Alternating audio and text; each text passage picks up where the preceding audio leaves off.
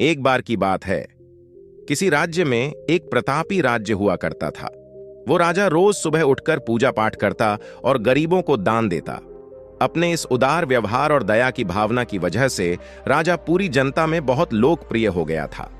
रोज सुबह दरबार खुलते ही राजा के यहाँ गरीब और भिखारियों की लंबी लाइन लग जाती थी। राजा हर इंसान को संतुष्ट करके भेजते थे। किशन और गोपाल नाम के दो गरीब भिखारी रोज राजा के यहाँ दान लेने आते। राजा जब किशन को दान देता तो किशन राजा की बहुत वाहवाही करता और राजा को दुआएं देता।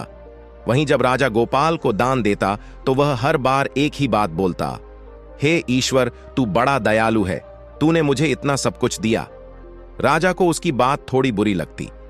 राजा सोचता कि दान मैं देता हूं और ये गुणगान उस ईश्वर का करता है। एक दिन राजकुमारी का जन्मदिन था। उस दिन राजा ने दिल खोलकर दान दिया। जब किशन और गोपाल का नंबर आया तो राजा ने पहले किशन को दान दिया और किशन राजा के गुणगान करने लगा। लेकिन राजा ने जैसे ही गोपाल को दान दिया, वो हाथ ऊपर उठा के बोला, हे ईश्वर, तू ही अन्नदाता है। आज तूने मुझे इतना दिया, इसके लिए प्रभु तुझे धन्यवाद देता हूं।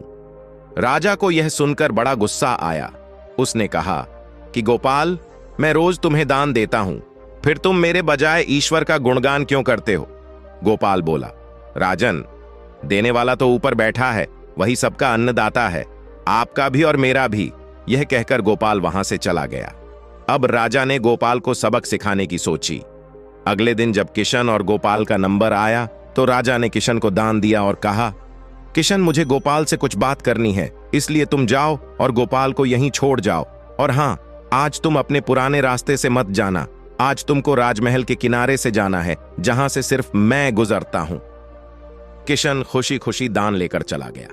राजमहल के किनारे का रास्ता बड़ा ही शानदार और खुशबू भरा था।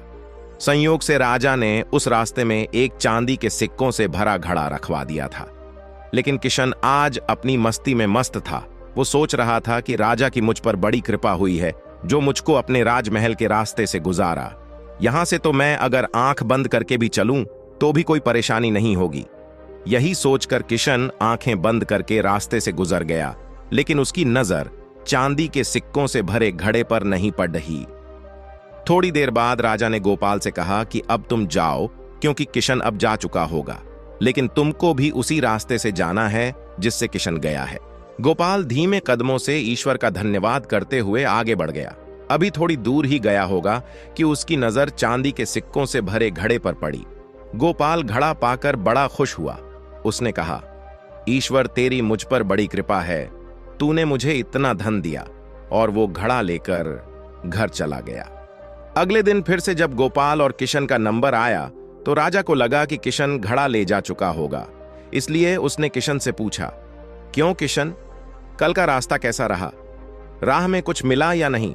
किशन ने कहा, महाराज, रास्ता इतना सुंदर था कि मैं तो आंखें बंद करके घर चला गया, लेकिन कुछ मिला तो नहीं। फिर राजा ने गोपाल से पूछा तो उसने बताया कि राजा, कल मुझे चांदी के सिक्कों से भरा एक घड़ा मिला। ईश्वर ने मुझ पे बड़ी कृपा की। राजा किशन से बड़ा गुस्सा हुआ। उसने कहा कि आज मैं तुझे धन नहीं दूंगा, बल्कि एक तरबूज दूंगा। किशन बेचारा परेशान तो था, लेकिन कहता भी तो क्या, चुपचाप तरबूज लेकर चल पड़ा। उधर राजा ने गोपाल को रोजाना की तरह कुछ धन दान में दिया। किशन ने सोचा कि इस तरबूज का मैं क्या करूंगा, और यही सोचकर वो अपना तरबूज एक फल वाले को बेच गया। अब जब गोपाल रास्ते से गुजरा, उसने सोचा कि घर कुछ खाने को तो है नहीं, क्यों ना बच्चों के लिए एक तरबूज ले लिया जाए।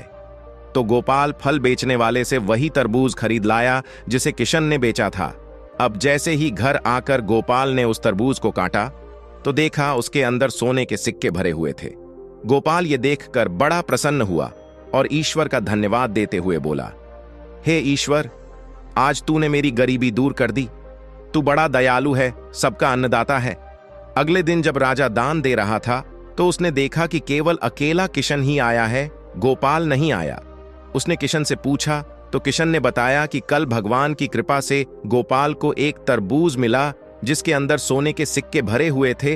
वह गोपाल तो अब संपूर्ण इंसान हो चुका है।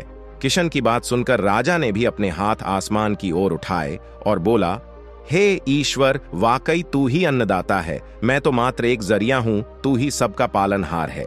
राजा को अब सारी बात समझ आ चुकी थी। दोस्तों, कहानी पसंद आई हो कमेंट करके जरूर बताएं और चैनल को सब्सक्राइब करें। धन्यवाद।